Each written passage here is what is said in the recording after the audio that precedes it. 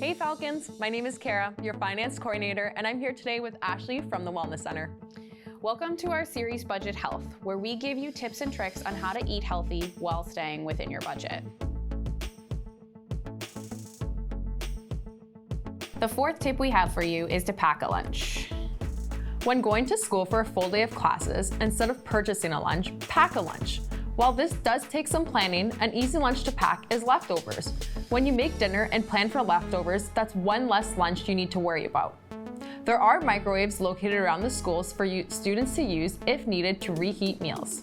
Additionally, cheap protein sources to use in your lunches include canned tuna, boiled eggs, beans, Greek yogurt, and chicken. Find recipe inspiration on TikTok and Pinterest for quick and easy lunches to pack for school. Join us next week for our next Budget Health tip.